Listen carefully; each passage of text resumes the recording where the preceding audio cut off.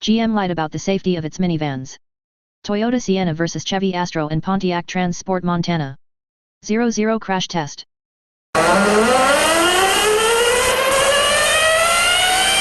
What these tests show is that in some of these minivans, the chance of an injury are high.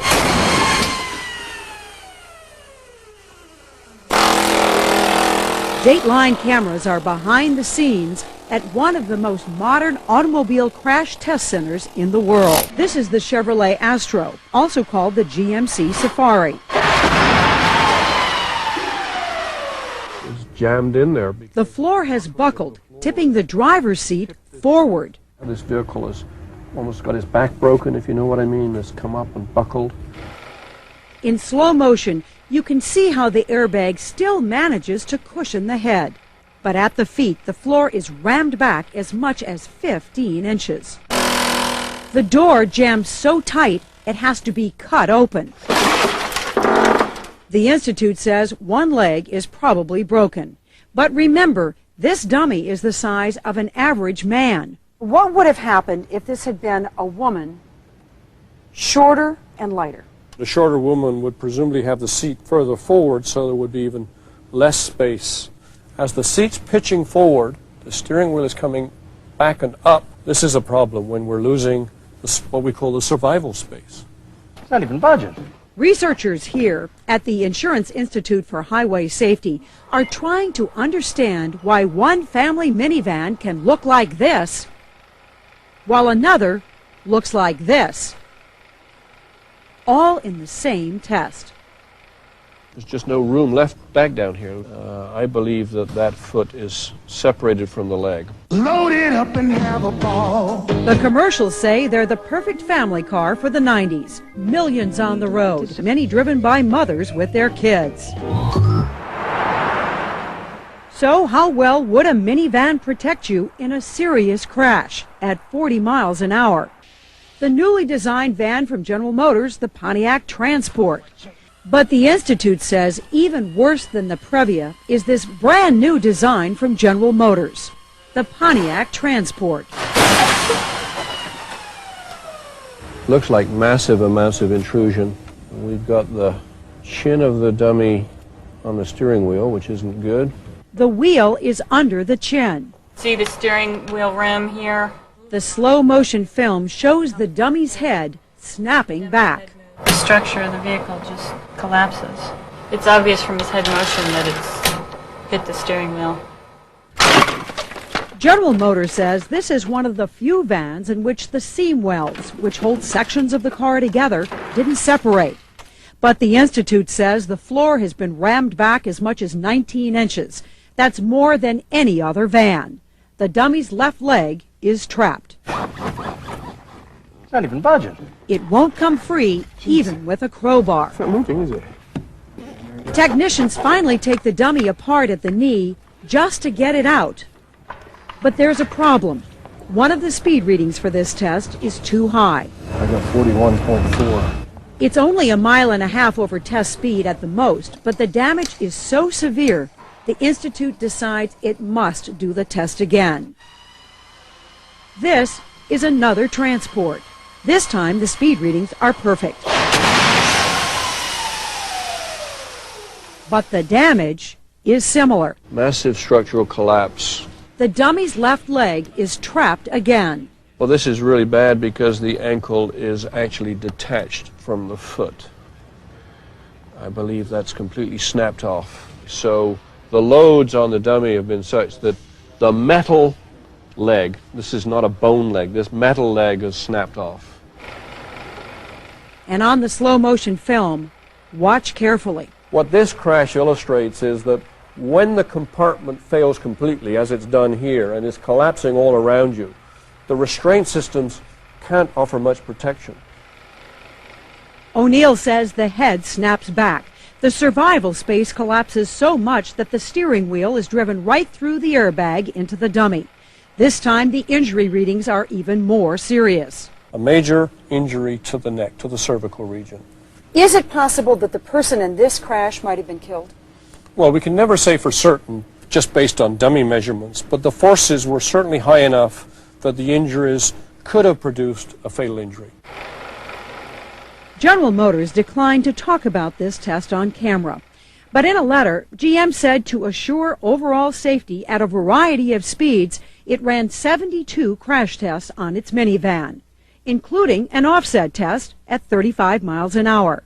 GM wrote, the minivan performed very well, but declined Dateline's request to release pictures of the test or the specific results. GM and the other automakers reminded us that all their vans meet or exceed federal safety standards, and they include safety features to help avoid accidents. The car companies have also criticized the Insurance Institute, saying it has a vested interest and cares more about cutting insurance claims than the added cost of building safer cars, that it puts too much emphasis on this one crash test. But most of all, the automakers said the Institute's test was too fast. I would have to classify it as a ultra-high-speed test compared to the types of crashes that happen in the real world. George Parker represents the International Association of Automobile Manufacturers. Are you saying that people don't have accidents at 40 miles an hour? There are very rare instances of crashes at that speed. You're probably talking less than 5%, maybe even less than 2% of all crashes, offset crashes, happen at that speed. General Motors says it's even more rare. Only about 0.04% of all the accidents the federal government tracks, and that designing cars to withstand high-speed crashes could actually contribute to injuries in more frequent low-speed accidents. The Institute says it picked the 40-mile-an-hour speed because among fatal front-end accidents, that speed is common. About half of deaths happen faster and half slower than 40. Tomorrow, the Insurance Institute releases its official rankings. The Ford Windstar with no injuries gets a good, but after that, a sharp drop. 4 vans rated marginal: the Mazda MPV, Dodge Grand Caravan, Honda Odyssey, Nissan Quest, and these rated poor: the Chevrolet Astro, Ford Aerostar, Toyota Previa, and last on the list, the Pontiac Transport. It's also called the Oldsmobile Silhouette and the Chevrolet Venture. If the Ford Windstar can protect passengers adequately at 40 miles an hour, then why can't all these other minivans do as well? But I think that's not the point. I think the point is that if you are a potential purchaser or owner of one of these vehicles, that I would be very cautious about putting a lot of importance to the results of this test, because these vehicles do well in the real world. Brian O'Neill agrees that compared to some other cars, minivans do not have as many deaths and injuries. But he says it's not because of the way they're built, it's because the people who drive minivans are middle-aged moms and dads, statistically some of the safest drivers on the road. Minivans have a good on-the-road record because of their drivers. What we're saying, however, is if you're driving one of these and you're unfortunate enough to be in a collision, some of them aren't going to offer the protection they should be offering. The automakers say the Insurance Institute runs its tests to get publicity, and they note the tests are not used to set the car insurance rates you pay. But in spite of the criticism, the federal government wants to develop its own offset test, similar to the one you've just seen. Notice how both GM minivans are at the bottom of the list. Actually, there were 5 minivans from GM on that list, because both minivans had rebadged variants. Later, for 1999, there would have been 8 GM minivans on that list when including international markets, because the Pontiac Transport was already renamed the Pontiac Montana in the US, whereas, it took until 2000 in Canada for a rename. If you want a beater minivan, look at the first generation 1998 to 2003 Toyota Sienna instead of the GM minivans. Oh wait, most of the minivans from GM have long been scrapped. But we'll still do the comparison anyway. The Sienna is not just much safer, but also much more durable and reliable. It's day and night difference. The Sienna is so safe that it was the best performer of all time in the IIHS's moderate overlap test, then known as the frontal offset test, in the 90s and 2000s.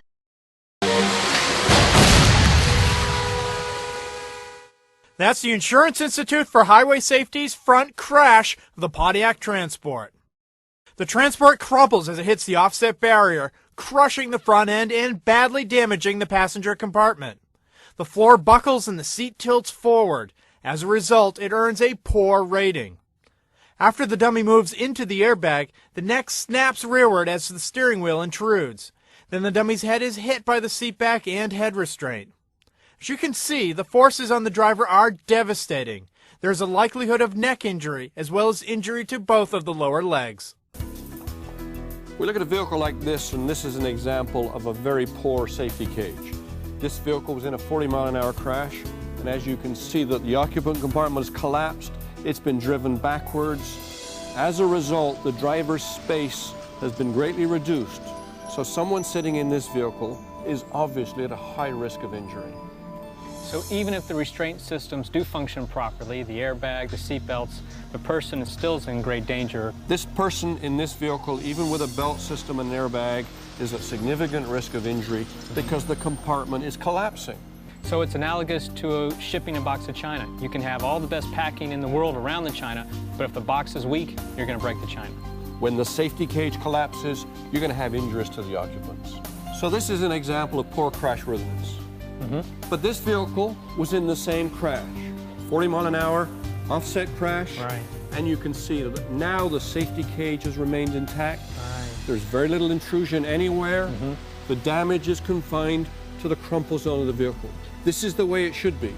A person in a crash like this, wearing their seat belt and protected by the airbag, can walk away from the crash with no injury. Right. If I stand over here and I just look towards the rear of the car and I ignore the airbag, this doesn't even look like it's been in a crash. That's right. This is good performance, good crashworthiness. In our shipping box analogy, this is an example of a strong box. That's right. The people in this box will be protected. Brian, obviously this car performed well, but what's in the future for crashworthiness? This is an illustration of how good we can do with frontal crashworthiness, but frontal crashes are only part of the problem. We obviously also have to pay attention to other crash modes, and one of the most important is the side impact crash. Now this is a vehicle that was in a severe side impact crash. This vehicle was going 20 miles an hour sideways into a pole. And as you can see, in a side crash, you don't have all the crush space you have in a frontal crash.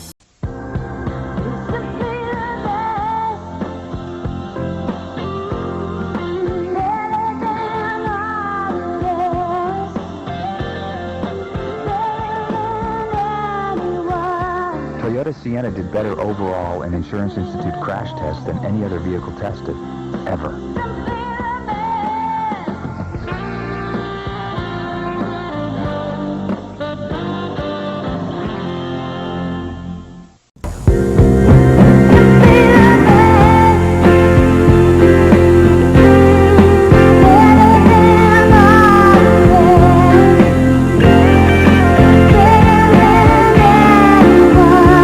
Toyota Sienna did better overall in Insurance Institute crash tests than any other vehicle tested, ever.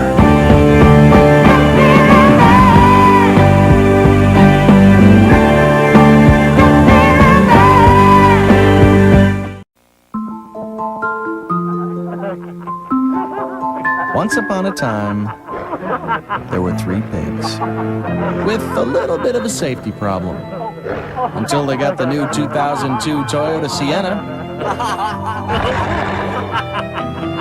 Rated safest minivan by the Insurance Institute for Highway Safety.